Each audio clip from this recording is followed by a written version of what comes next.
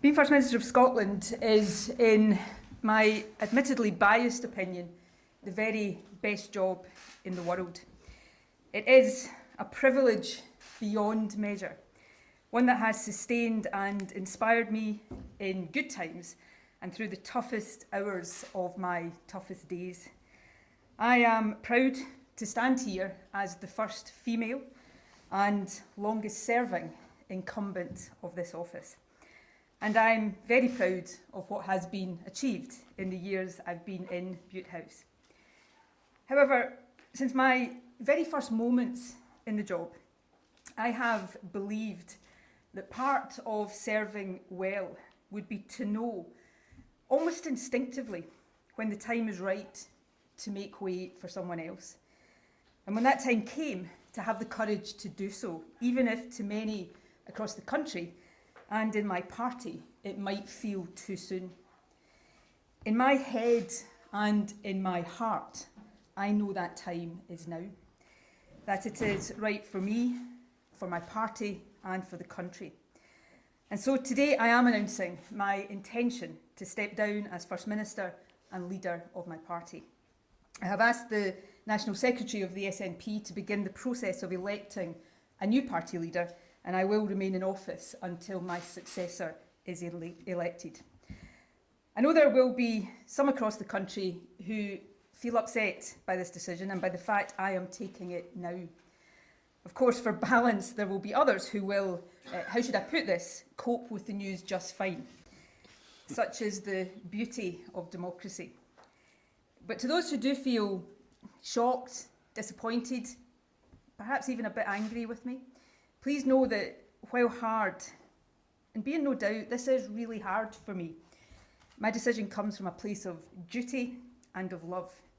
Tough love, perhaps, but love nevertheless for my party and above all for the country. Let me set out as best as I can my reasons.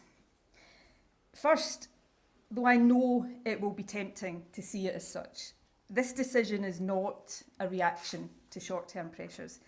Of course, there are difficult issues confronting the government just now, but when is that ever not the case? I have spent almost 3 decades in frontline politics, a decade and a half on the top or second top rung of government.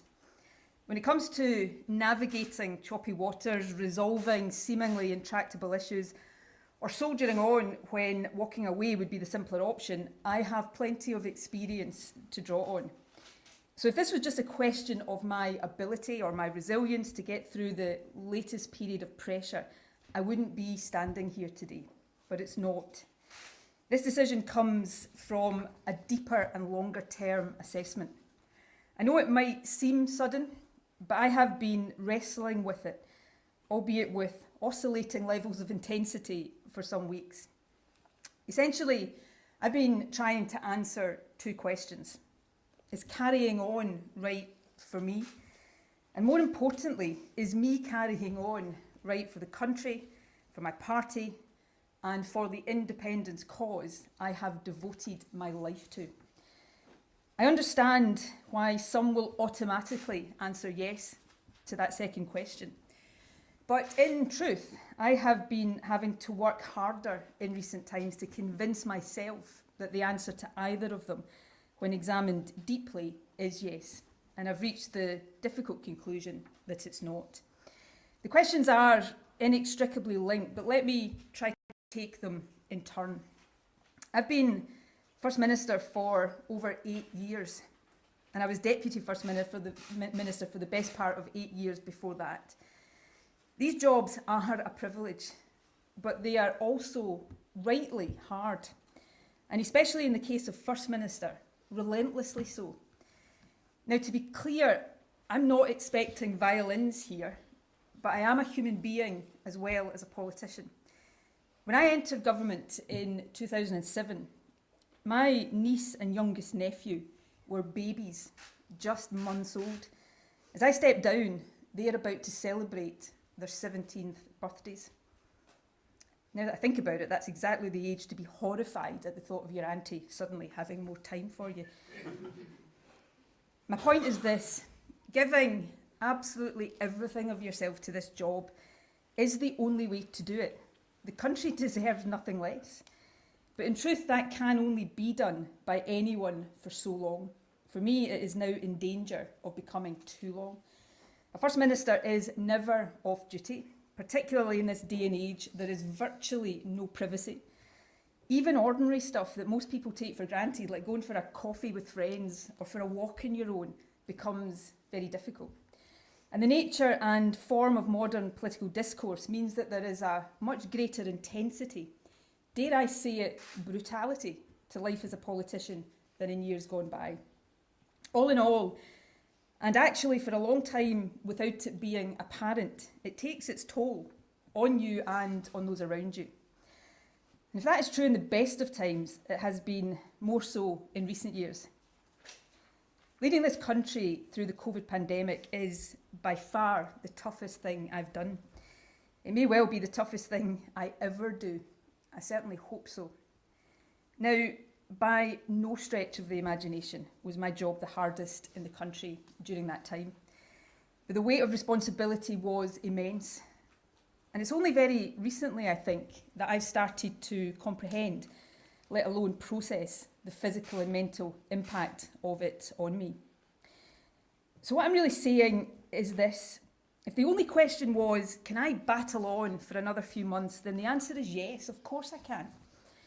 But if the question is, can I give this job everything it demands and deserves for another year, let alone for the remainder of this parliamentary term, give it every ounce of energy that it needs in the way that I have strived to do every day for the past 8 years, the answer honestly is different. And as that is my conclusion, hard though it has been for me to reach it, then given the nature and scale of the challenges the country faces, I have a duty to say so now. I feel that duty first and foremost to our country to ensure that it has the energy of leadership that it needs, not just today, but through the years that remain of this parliamentary term. And right now, in a very particular sense, I feel that duty to my party too. We are at a critical moment. The blocking of a referendum as the accepted constitutional route to independence is a democratic outrage. But it puts the onus on us to decide how Scottish democracy will be protected and to ensure that the will of the Scottish people prevails.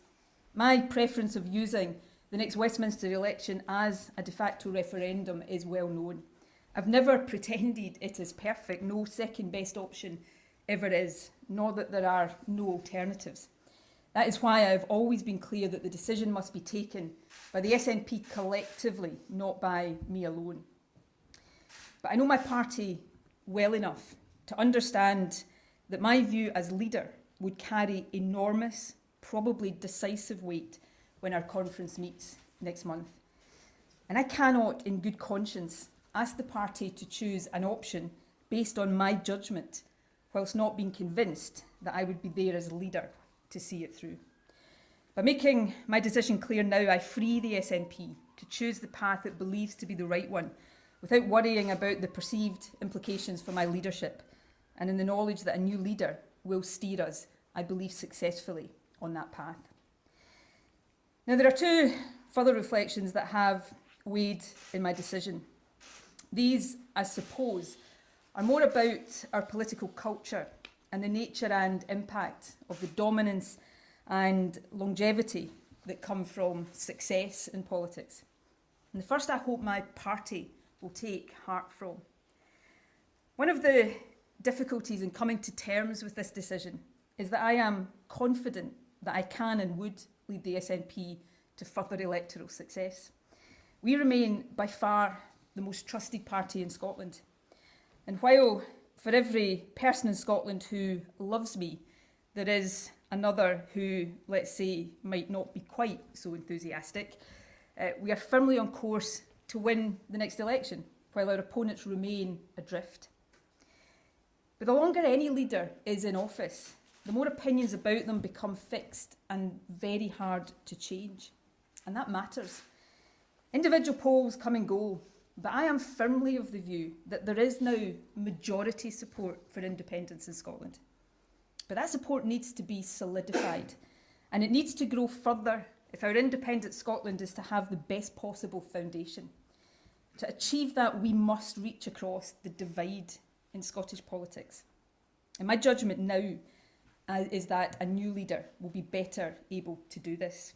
Someone about whom the mind of almost everyone in the country is not already made up for better or worse. Someone who is not subject to quite the same polarised opinions, fair or unfair, as I now am. The good news, as the country will now get to see more clearly perhaps, is that the SNP is full of talented individuals more than up to that task. My second reflection is related. I feel more and more each day now that the fixed opinions people increasingly have about me, as I say, some fair, others little more than caricature, are being used as barriers to reasoned debate in our country. Statements and decisions that should not be controversial at all quickly become so. Issues that are controversial end up almost irrationally so. Too often I see issues presented and as a result viewed not on their own merits but through the prism of what I think and what people think about me. I've always been of the belief that no one individual should be dominant in any system for too long.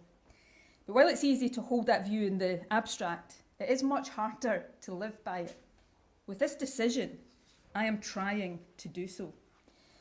Indeed, if all parties were to take this opportunity to depolarise public debate just a bit, to focus more on issues than on personalities, and to reset the tone and the tenor of our discourse, then this decision, right for me and I believe for my party and the country, might also prove to be good for our politics. I certainly live in hope. Now, a couple of final points before I take a few questions. While I am stepping down from leadership, I am not leaving politics. There are many issues I care deeply about and hope to champion in future. One of these is the promise, the national mission so close to my heart to improve the life chances of care experienced young people and ensure they grow up nurtured and loved. My commitment to these young people will be lifelong. And obviously, there is independence. Winning independence is the cause I have dedicated a lifetime to. It is a cause I believe in with every fibre of my being. And it is a cause I am convinced is being won. I intend to be there as it is won every step of the way. Yesterday morning, I attended the funeral of a very, very dear friend and long-standing independence activist, a wonderful man by the name of Alan Angus. It was actually during that funeral service that I went from being 99% certain about this decision to 100% certain, though I know Alan would not be at all happy to have played any part in my departure, so I'm sorry, Alan. But his funeral reminded me that the cause of independence is so much bigger than any one individual, that all of us who believe in it contribute in different ways at different stages of our lives. Since I was 16, I have contributed as an activist, a campaigner, and a leader.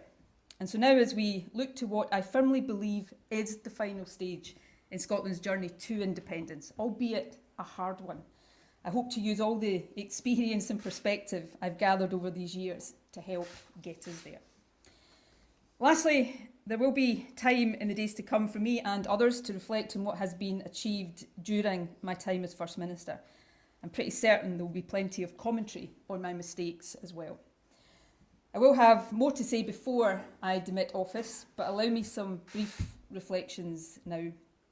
Scotland is a changed country since 2014, and in so many ways it is changed for the better. Young people from deprived backgrounds have never had a better chance of going to university than now.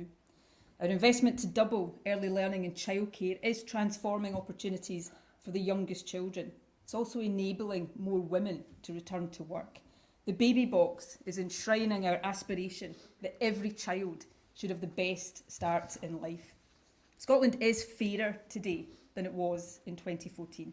We have a more progressive approach to taxation and a new social security system with the Scottish Child Payment at its heart. As the Institute for Fiscal Studies confirmed last week, the poorest families with children in Scotland are now £2,000 better off as a result of our policies. For many in this cost of living crisis, that will be the difference between food on the table and a warm home or not. There are stronger protections for victims of domestic abuse, and Parliament will soon consider legislation to improve access to justice for victims of rape and sexual offences. I will be the strongest possible advocate for these reforms from the backbenches. We've also shown over these past few years what can be done with the full powers of a nation, creating institutions that are part of the transition to becoming independent. New tax and social security agencies, a network of trade hubs across the world, and a state-owned investment bank ready to help the country reap the industrial benefits of our vast renewable resources. There is so much that I am proud of, but there is always so much more to be done. I look forward to watching with pride as my successor picks up the baton.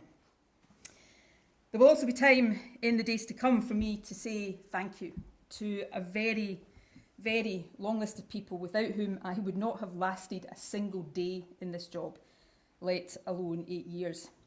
I won't do so today. I might inadvertently forget someone, or perhaps more likely start to cry. But there are a couple of exceptions. Firstly, my husband and family. Few people understand the price families of politicians pay for the jobs we choose to do. Mine have been my rock throughout. And of course, the SNP. Since I was 16 years old, you have been my extended family. Thank you for the honour of being your leader. And it seems to me that 8 emphatic election victories in 8 years ain't a bad record together.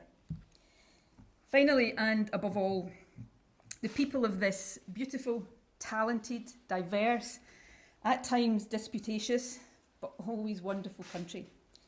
We faced the toughest of times together.